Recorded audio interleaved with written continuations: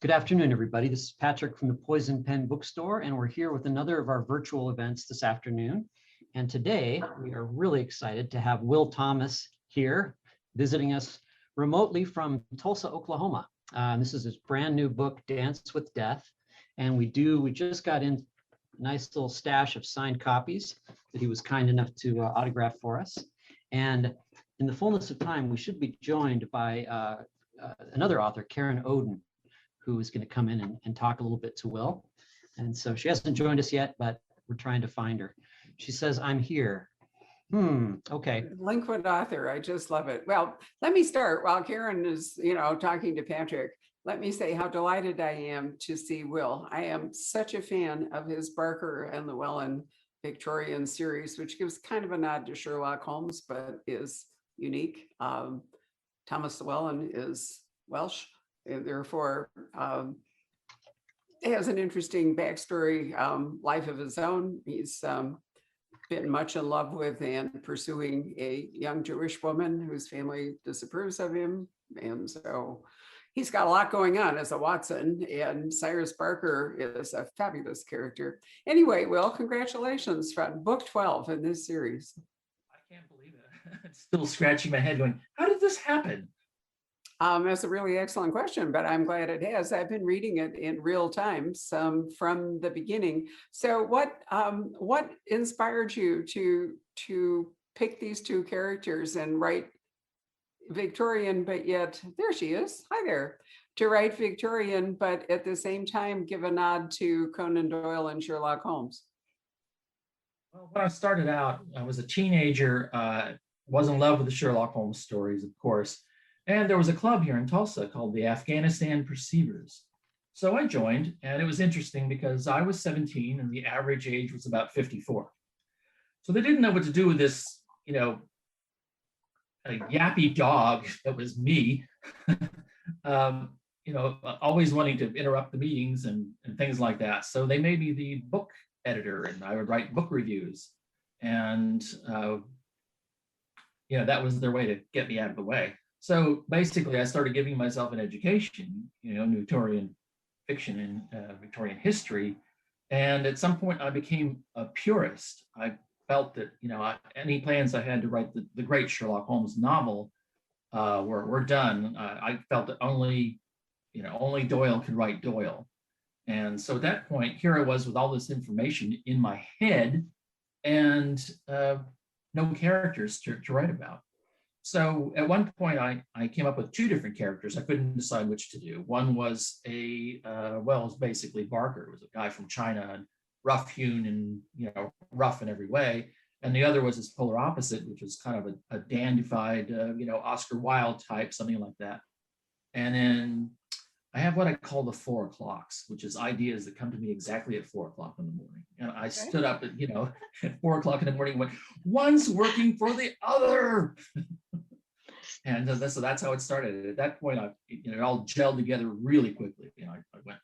Well, it's been fascinating to read them along. Some Danger Involved is the first one, and as we've just told you, Dance with Death is number 12.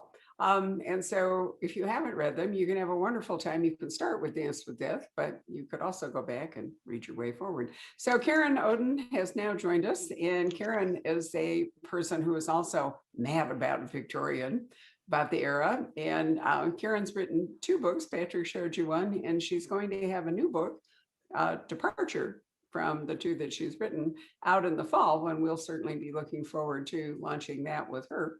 But I thought that I would turn this over to Karen. Although she doesn't talk as much about Tsar Nicholas and why I think this is such a truly fabulous book, I'm going to interrupt her. Anyway, over to you, Karen. Well, I am. Well, thanks very much. And I am so sorry. I was actually on the Facebook page, the fan link that you sent me, instead of getting onto the Zoom link.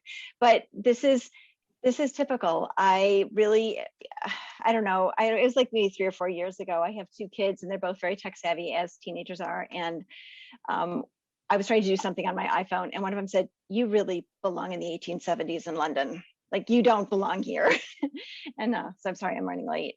No, it's fine. We Yeah. were having a very nice visit. No, but it is funny to think that, you know, the two of you are so immersed in Victorian, and yet here we are zooming in 2021, which I is, know, you know, I kind of know. weird.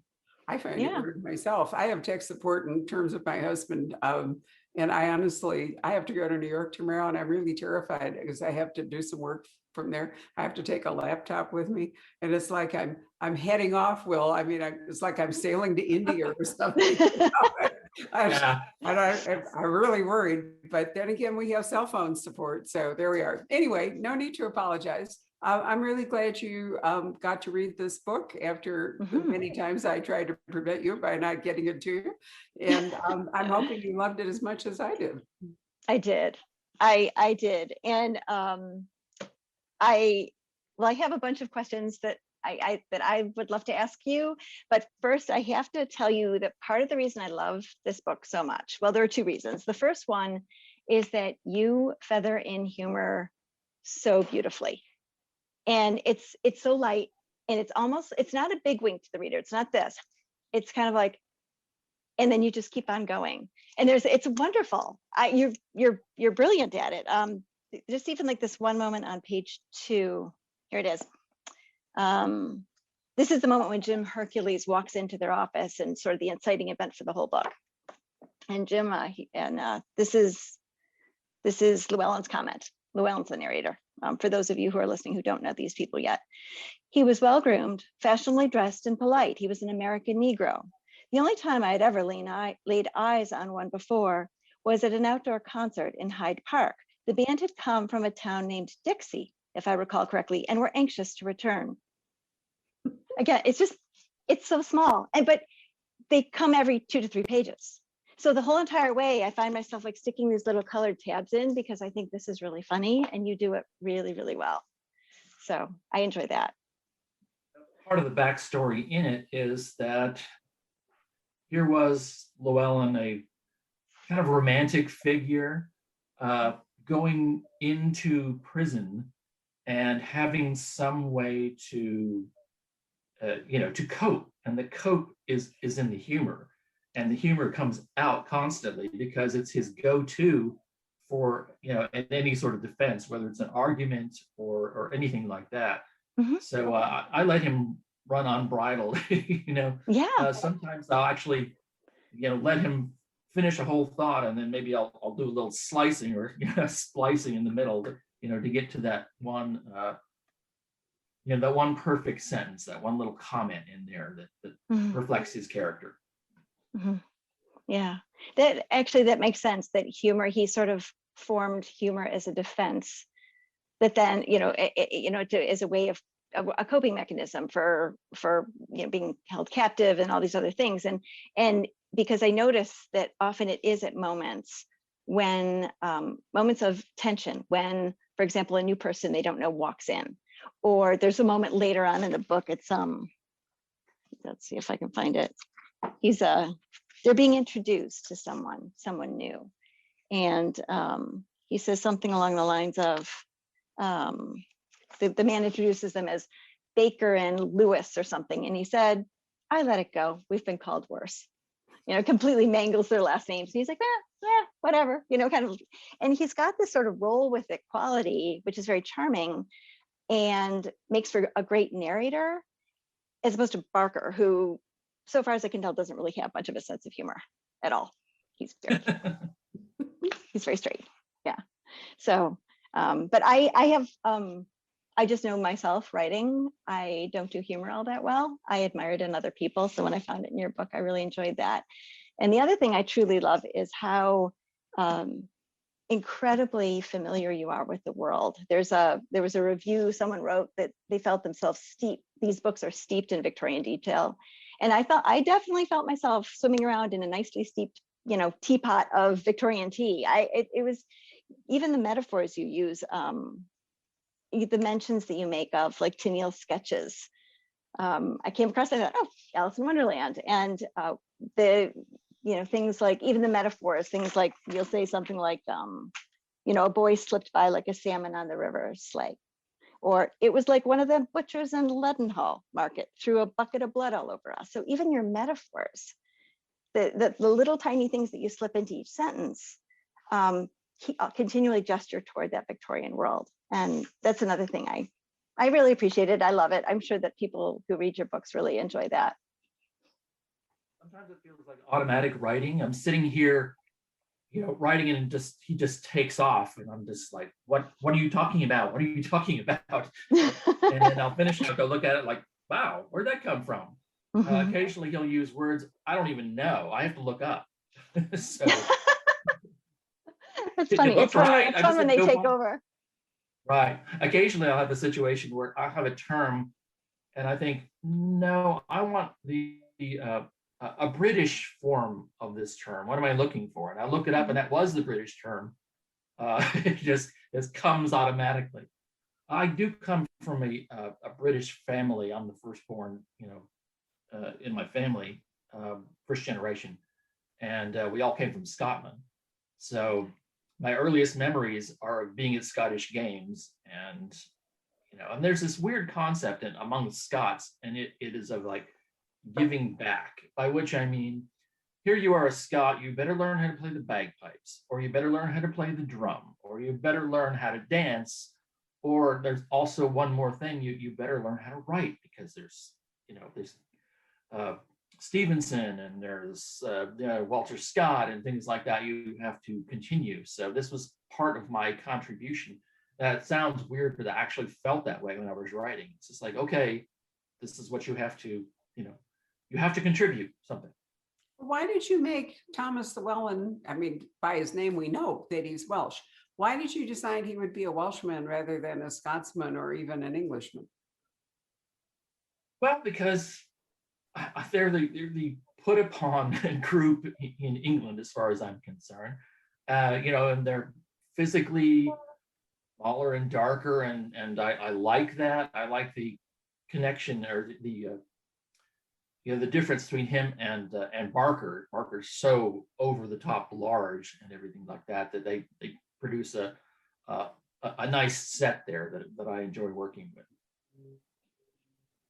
I love the idea of giving back. I think that especially during COVID, I know I've received a few myself, and some of my other author friends have said that they've received letters from people saying that your book helped get me through COVID. It was entertaining for a day. It took my mind off of worry or something like that. And I love that generous impulse. That's really nice.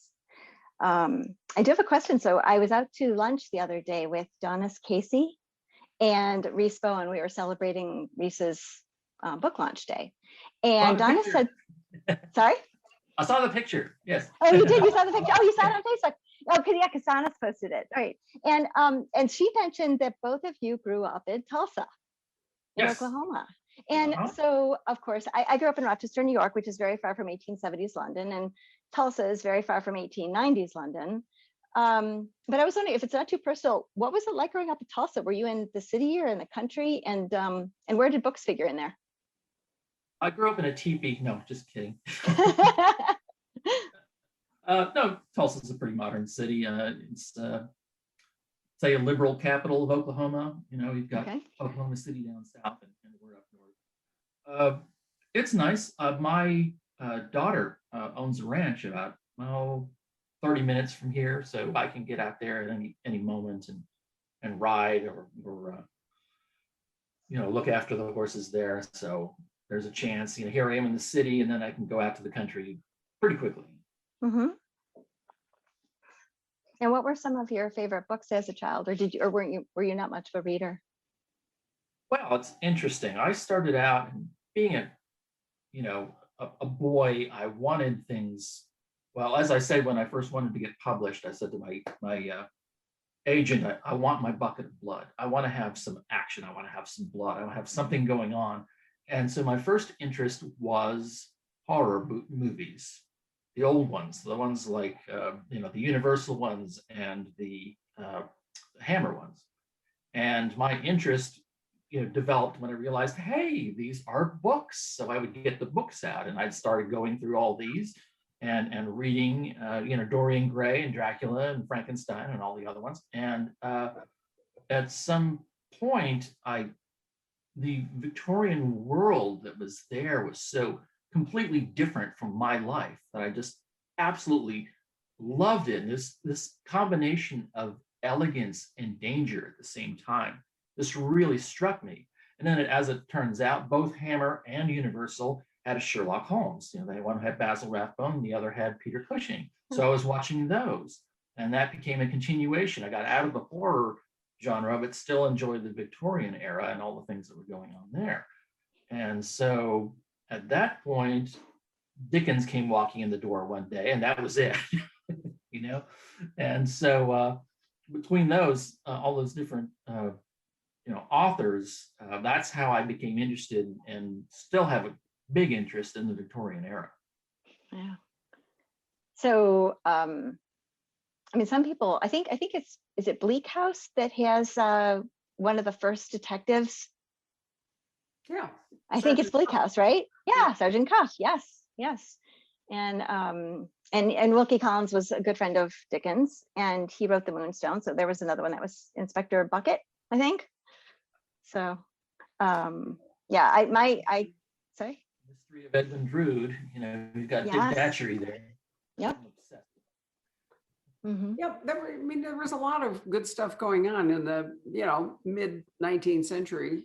Russian stuff, there are detective stories in it, but, we don't think of them as necessarily mysteries. But I thought what was so interesting about this book, we're talking about Victorian and how, we're all immersed in it. But what you've done in this book is you've made us aware of Russia at this time by bringing the Tsarevich, Nicholas. It's 1 or 2 years before he actually, his father dies, and he becomes the last Tsar of Russia.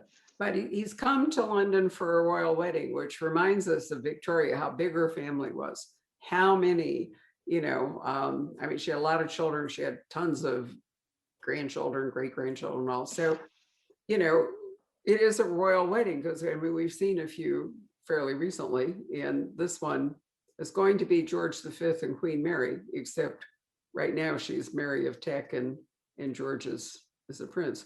Eddie's been dusted out of the way by now, hasn't he? The rather difficult older son. Yes, he's gone. Right. So George is clearly the heir to his father, Edward. So it's Victoria still alive. Then we're going to get Edward VII, and then we're going to get George V. But in Russia, we have this young Tsarevich. And I loved looking at Nikki through the eyes of all these people, both Russian people and English people, all of whom have a unanimous opinion about him, which I found completely fascinating. Is that based on anything or did you just decide that was going to be how it was? Or is there any diary or other physical evidence that people really thought about him as unsuited to lead? All of the information I have found seems to agree, no matter where it comes from, that they knew at an early age that he wasn't going to be as suitable as, let's say, his father or his grandfather. Nobody knows. I can't exactly pinpoint it and say why, but they knew. But one thing interested me was the Atsu Incident, which occurred in Japan, which is his first time to go out of the country. He does an event in Japan, and in the middle of the event, he is attacked by a Japanese police officer with a sword. And the character that appears in the novel, his cousin George, not that same George, deflected it with a sword that he had, and was able to stop it. But so that was his first time out. This is his second time out, and he's close to a nervous breakdown. I'll put it that way. He's arrived. He is 21 years old. He's just a kid, and he's been given practically unlimited power. He's got a bunch of people watching him, but they have no control over him. So he's 21. He's going to do whatever the heck he wants. He's a spoiled brat let loose in London, and the only thing that can stop him is Thomas Llewellyn and Cyrus Barker. And when that idea came to me, I'm just like, yes. Now, not, the character of Nicholas isn't necessarily as wild as I'm portraying him historically. He was, more akin to, somebody who plays, collects stamps, but it was fun to work with that concept. and always coming up with new ideas. I want this. Let's do that. Let's stop whatever you're doing and babysit me and let me do what I want to do. Well, the book depends in part on his remarkable resemblance to George, soon to be George V. I mean, they looked like, twins almost. And I've always found that really fascinating, how if you look at a portrait of each of them, you could just interchange them. And certainly that plays a role in your book. So I thought that was really fun. Sorry, Karen, I told you I was going to interrupt. Let me go back and hand it back to you. No, that's okay. I know, and I was just thinking as I was listening to you talk about the scene, and I'm not giving too much away, it's not a terrible spoiler, but there's a scene when Nicky decides he wants to shoot a firearm, and they go down into this closed room, and all of a sudden Llewellyn's thinking, good idea, not a good idea. You could do and there's that really wonderful moment too where he's got this ballerina love interest, and clearly she's trouble. Was she a real person? Oh yes. Yeah, she was? They created Swan Lake and the Nutcracker for her. Was it? Okay. Yeah, that's what I was guessing when I saw that, because you interspersed some other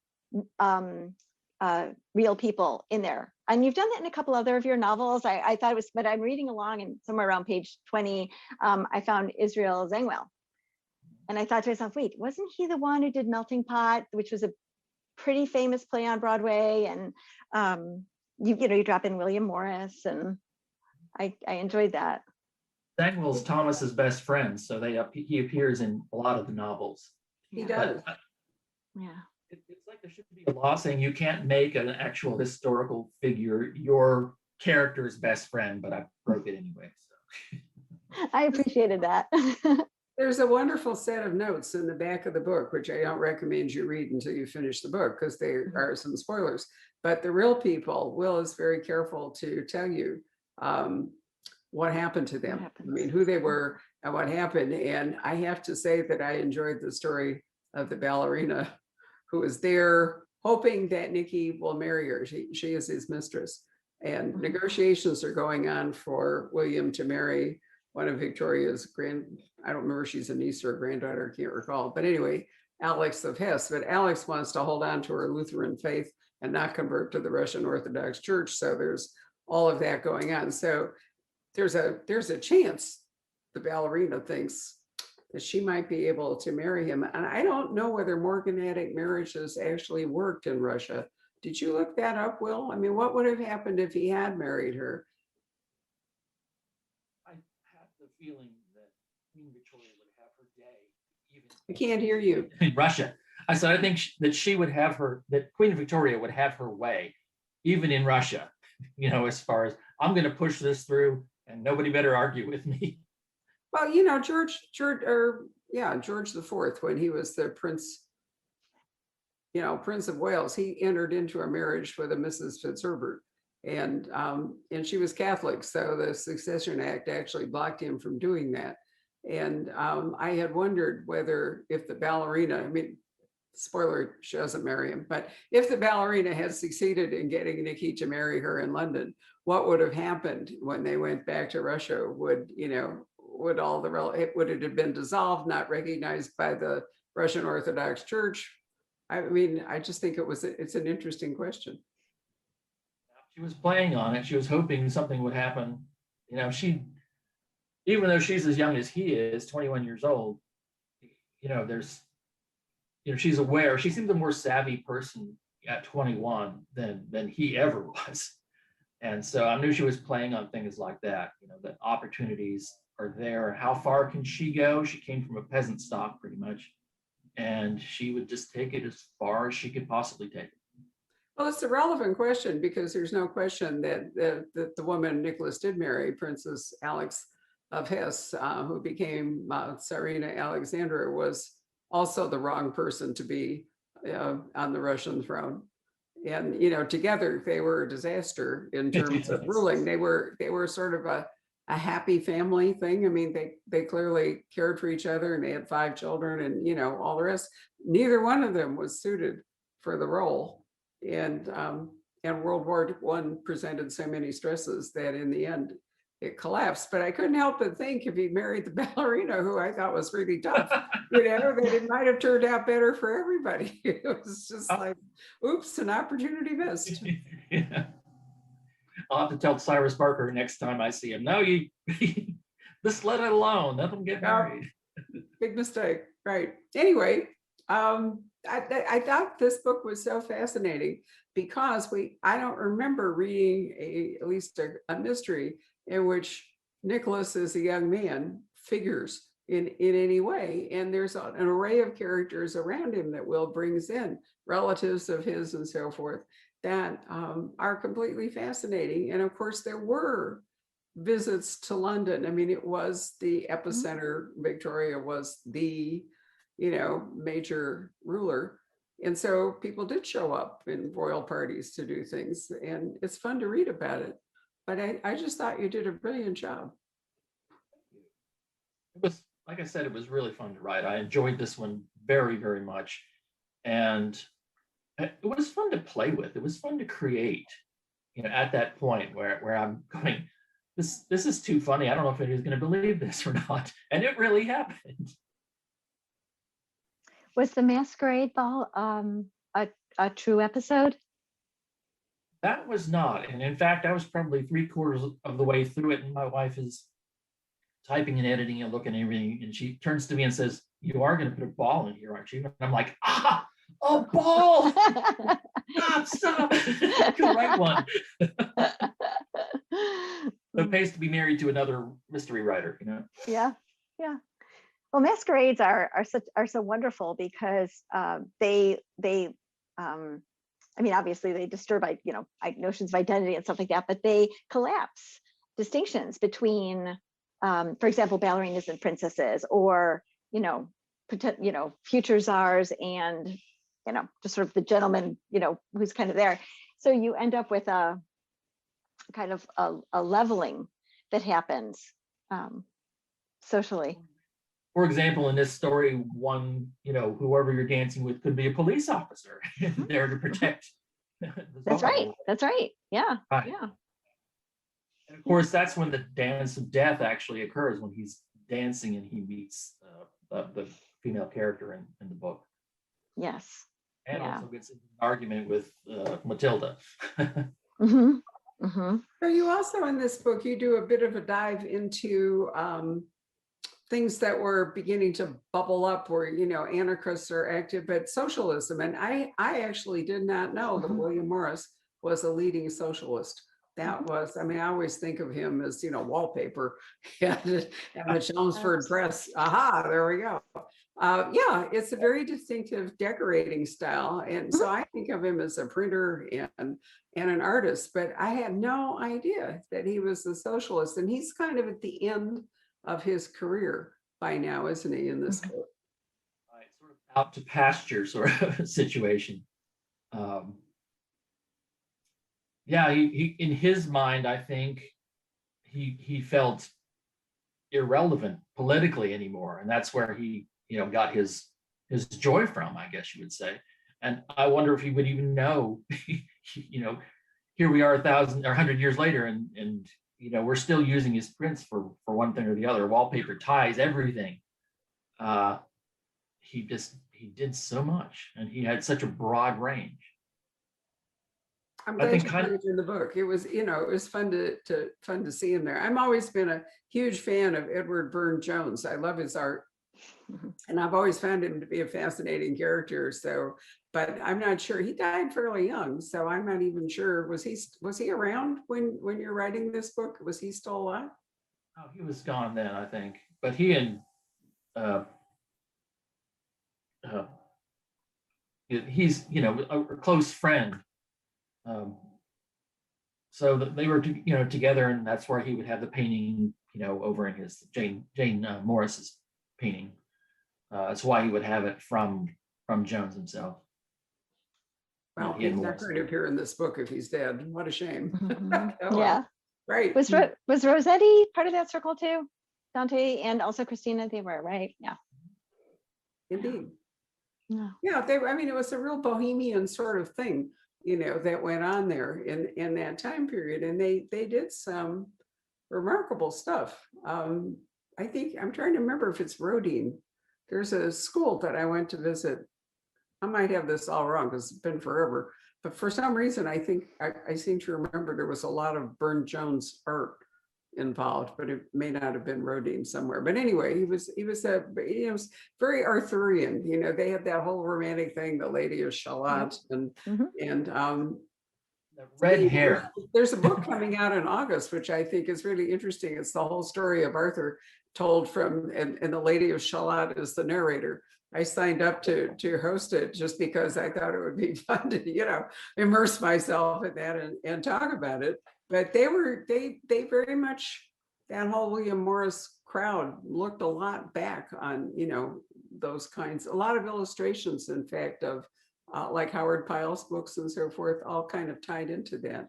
When I was young, those classics still had those illustrations.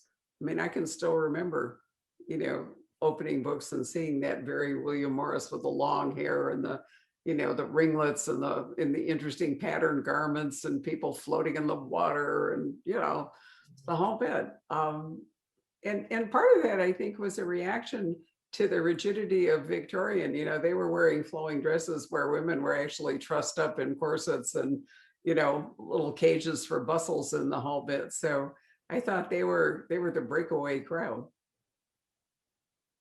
Yeah, so the romantics, a new generation of romantics.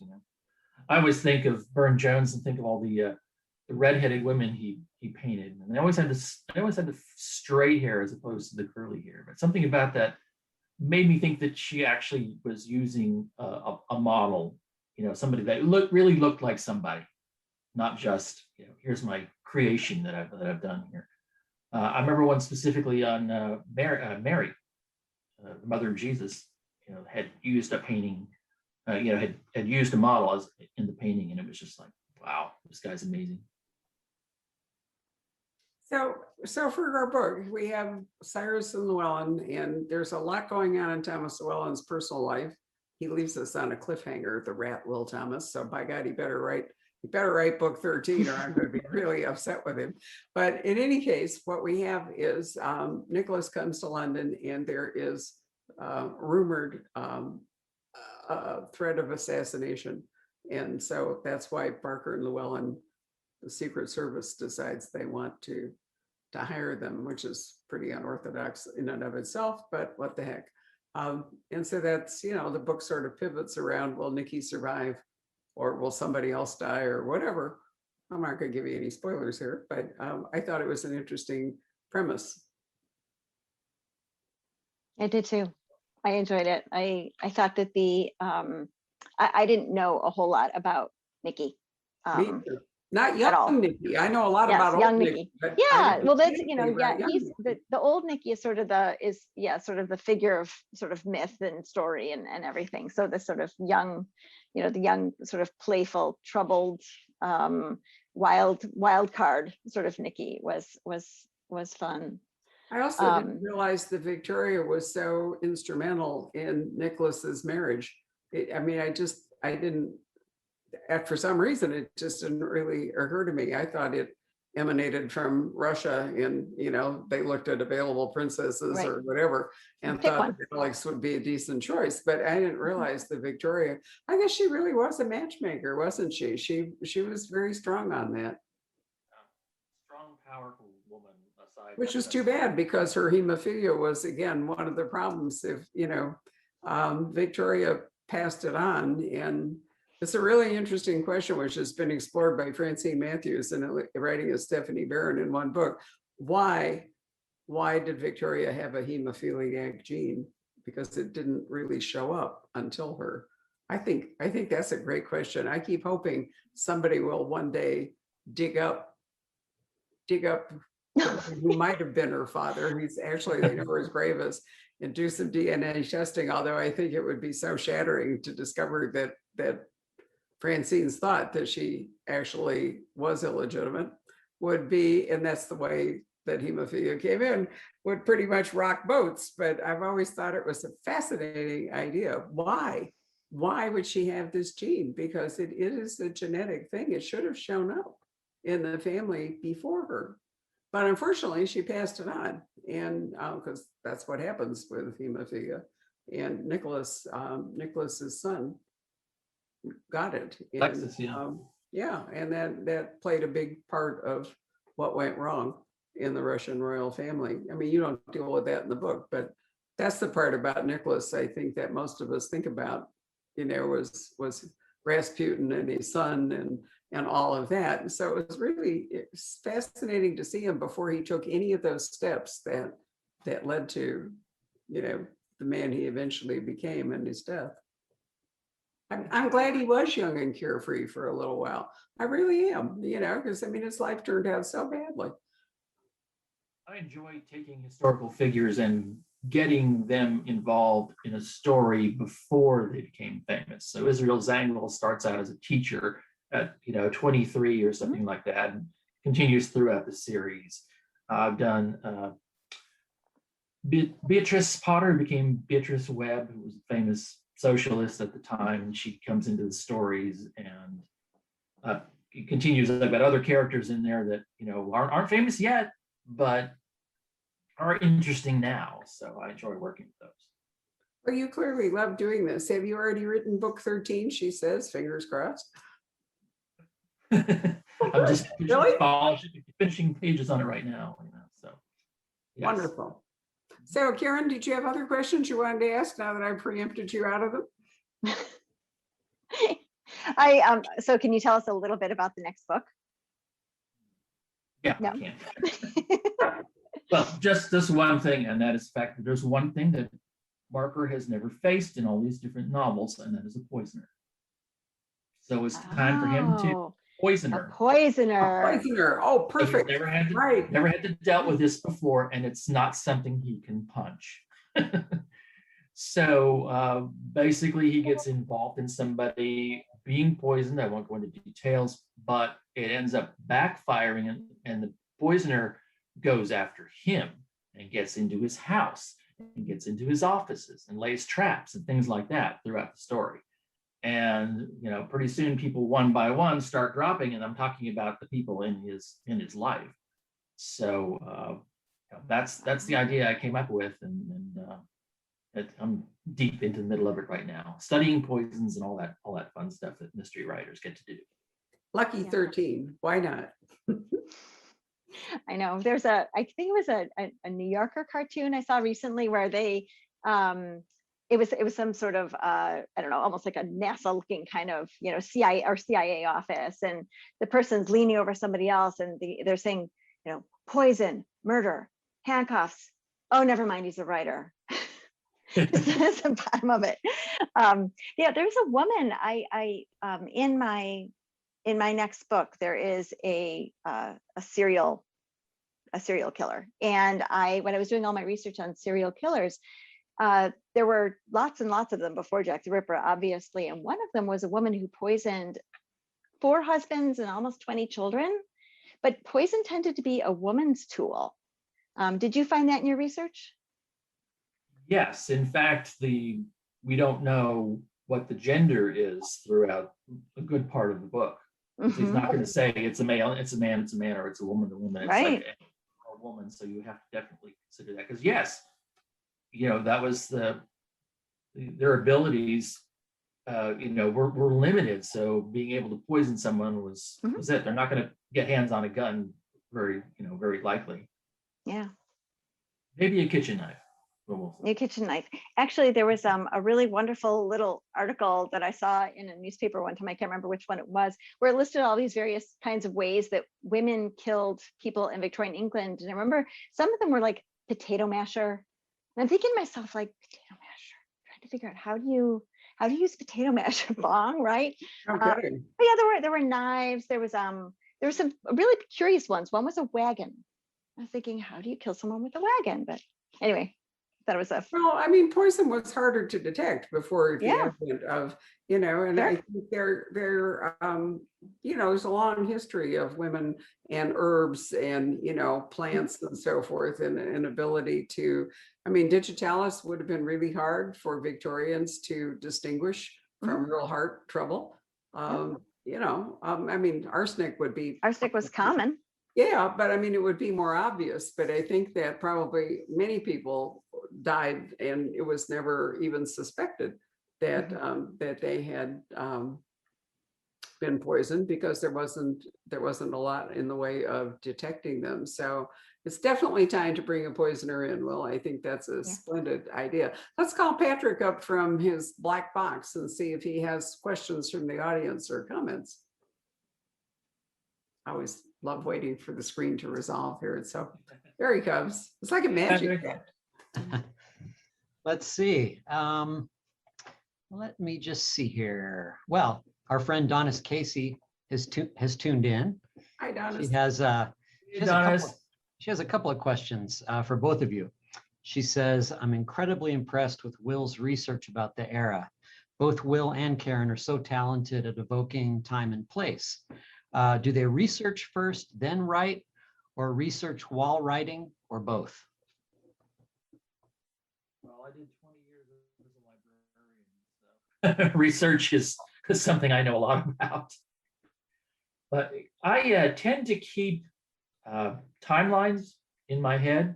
I started out in the first book and I had a list of the timeline from the Scotland Yard website.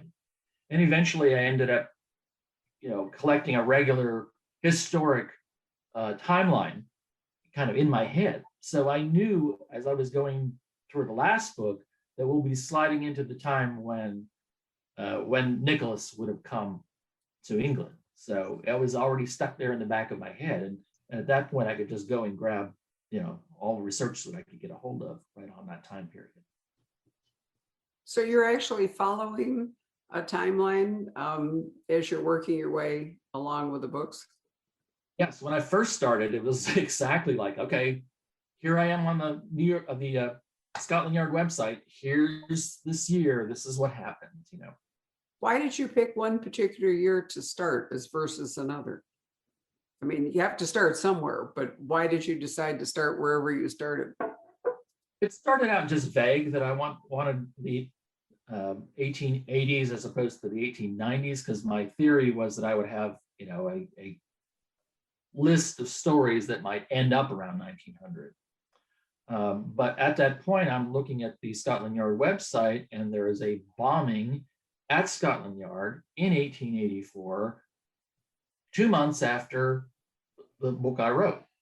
So naturally, their windows are going to get blown out, and naturally, Cyrus Parker is going to have to investigate. So that wrote itself. I mean, right there, just knowing that fact was in there that came after I started writing the first book. So yeah, that's been helpful very much. And I tell people, if you're doing anything historic, definitely get a timeline and see what's going on. And actually, you end up using a lot of different ones. Here's a timeline of William Morris. Here's another one of whatever various characters. You've got it right there, and you can connect the two together. What's your technique, Karen? Well, I have a timeline too, but I'm not smart enough to keep it in my head the way you do. When I was doing my oral exams for my PhD, one of the things I did to sort of keep track of, I did 18th and 19th century literature. So I kind of had to know history from roughly the long 18th century, which began in 1660 at NYU and went all the way up through 1901 when Victoria dies. And I created a document because it's hard to keep track of all of the kings and the changes of members of parliament and the prime ministers and the laws that are coming in. And, when certain acts happen and when certain wars happen, throw the Prussian War in there, so I had this huge document.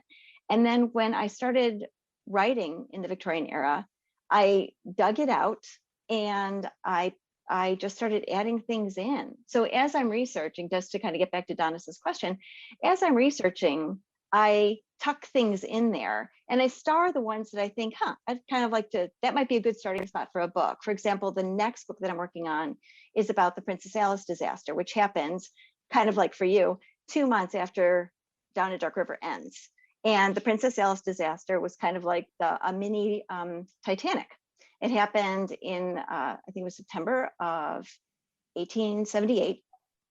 And it was a small sort of pleasure craft that would go from the dock right near London Bridge all the way out to the ocean and back in a 10-hour swing. So you could hop on in the morning, get off and go to the pleasure gardens, hop back on, hop off somewhere else, hop back. I mean, and so there was no manifest. And so when a collier hit it and it went down in 4 minutes, 600 people died, and there was no list. No one knows who was on it. And I thought, what a remarkable possibility, right? I mean, maybe people pretended to be on it and escaped, or people were on it and their wife didn't know that they were on it with a mistress. I mean, there are all kinds of fun possibilities. So as I find these little factoids, I drop them into this big, huge document, which is like 30 pages long now, with a little star, like maybe a book kind of thing. One thing I found when I was researching was that they didn't have passports. You didn't have paperwork. You didn't have to carry anything around that said who you were. They just assumed that you were who you claimed you were. And that's a big thing in Victorian London. I mean, you know, as a writer going, okay, how do you prove who you are? You know, what do you have that says you are who you claim to be? Good point. Especially since we are now, I just checked in on my flight to New York tomorrow with United, and it's like page after page with numbers and documents. And, you know, the airline knows more about me right now than the bank. Really flabbergasted doing that, you know, your trusted flyer number and your, you know, United mileage number and your whatever. And now with computers, they match it all up. And if it's not you, you know, if you're not answering correctly. Yeah. And I thought, wow, that is such, I mean, I can remember going to Sky Harbor and running to catch a plane with, you know, with no ID, nothing. You had a little piece of paper in your hand, you know, that was it. And how things have changed. It's just computers have introduced a surveillance to us that would have been unimaginable to the characters that you're writing about. Patrick, any other questions? Let's see here. Well, I was just going to ask you both, when we were talking to Ann Perry right before this, she made the point that she's constantly struck when she's doing her research that, you know, that people don't really change.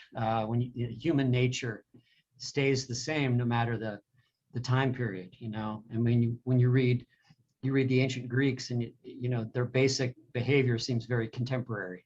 Are you struck by that sometimes when you're doing your research about how contemporary this feels? Or I'm not sure if I framed the question properly, but. Okay, sir, in this book, we have this young lawyer. Bless you. And he meets the wrong girl. And his family doesn't like the fact that he's meeting this girl. And so there's a rupture going on. And that's basically the story of my novel. And my daughter comes up and says, "Is that about Harry and Meghan?" And I'm like, oh my God, I didn't realize that I put that in there. But I try to keep everything. Basically, what happened 100 years ago or 120 years ago is happening again. That seems to be the recurring theme throughout all my books. Every time I write something, you know, appears, you know, in the headlines the next day that was exactly what I was talking about. Yeah. Well, and one of the things that you mentioned newspapers, and it came up in your book, but it's also a preoccupation I realize in all of mine, is the influence of newspapers to both represent, for example, the events or the news, and to produce it, you know, to create it, to shape it in a particular way that has material effects in the world afterwards. And several times you mention, you'll have, for example, Scotland Yard say to someone, just make sure you keep it out of the bloody newspapers. Because newspapers were incredibly important in Victorian London. I mean, literacy rates were rising, the number of newspapers were sort of proliferating. I mean, you had, you know, the Beacon and the Tatler and, you know, the Times and all these different papers. And so what I found in your books there's a kind of interest in the way that the police and the newspapers work together. And I'm interested in that as well. And I think that that's a very modern, very contemporary concern, how the newspapers are framing things for public consumption and how that has effects in the public. So that feels very modern to me. I could reach behind me and pull out a dozen books on Jack the Ripper here, but I'm sitting there, a couple books ago writing about him and realizing right in the middle of it, with 200 pages written, how much the press invented Jack the Ripper, how much they controlled him. They probably named him, all these different things. I mean, he named himself if it was the one who wrote it, but he got it from a newspaper, idea. So yeah, incredible power that the press had at that time. Then you have all the Not like penny now. dreadfuls, the penny dreadfuls that are being produced at that time. Yep, the yellowbacks. Yeah. And then when is William Randolph Hearst? When is his era? It's not too far away, right? It's creeping. No, it's very much the 20s and 1920s and 30s no, that's not true, because Right around I guess 1900, I'd the say. Cuban-American War, yeah, he was the Maine, and the battleship went down, and all of that incitement for America to fight that. I'd forgotten about that. But the other thing was going on too is there was a lot of serial publication in magazines, serial stories and so forth, which of course is where Sherlock Holmes appeared, in the Strand magazine. So, you're right, with the rise of literacy, there's not only a much greater consumption of news, but a greater consumption of stories.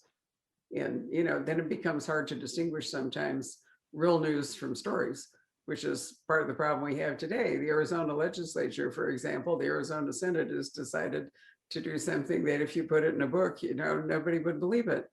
I mean, we have an election that's over, and they have decided to spend money and time hiring a firm that is clearly uncredentialed and prejudiced to recount the votes in Arizona for no purpose whatsoever, except to feed a narrative. It's the only possible reason to do it. And, and I think, okay, so we have sort of fact and fiction going to collide here. And who's going to actually believe the results of the count, given the reputation of the firm and the whole bit?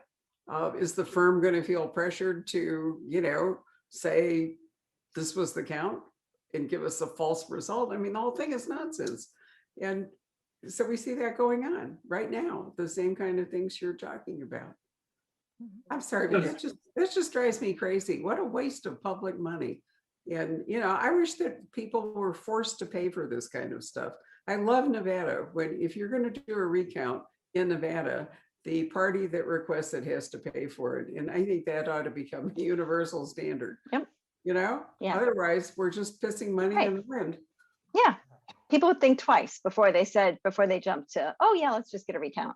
If Ms. Fan in the Arizona Senate were paying for this out of their own pocket, it would not be happening. And, it just drives me crazy that there's no real accountability. So, but that stuff goes back. I mean, you can trace that back through empire after empire, probably was going on in Rome, this kind of corruption or just whatever. Who controls the narrative is a huge question. It really is in the media, in history. So, it's great to be an author and you can control the narrative in your own book, right? So whatever other realities are in your book, you get to determine the reality and tell the story, which is fascinating. I love it. Anything else, Patrick, before we sign off? And also it'll shut me up. Nope, I think that's just about it. Wonderful. All right. Well, thank you both. It's really been fun talking to you. I can't tell you how much I love this book, Well, you've already figured that out. Dance with Death. It's just an extraordinary book. So if you haven't read Will and we piqued your interest, Patrick will again demonstrate. We do have autographed copies available and we urge you to get one. And we also have copies of Karen's book. Which is the title of that one you're holding up? This is the second one. Aha. Okay. A Trace of Deceit. And Karen, what is the title of your book coming out in the fall? Down a Dark River from Crooked Lane. Down a Dark River, which I think, will be terrific to read. And it's not going to be a romantic Victorian. novel. No, it's a little bit grittier than that. Right. So it'll Yeah. be fun. Anyway, Will, it's lovely to see you. I'm glad that Zoom has finally brought you. Well, I'm trying to remember. You did come to Scottsdale years ago, didn't you? I'm sure we had you here once, Twice. twice. Great. Well, this is technology makes this possible for us to do it. So thank you for taking time to spend with us this afternoon. And thank you, Karen. And thank you, Thank you. Patrick, as always. So everybody have a great weekend.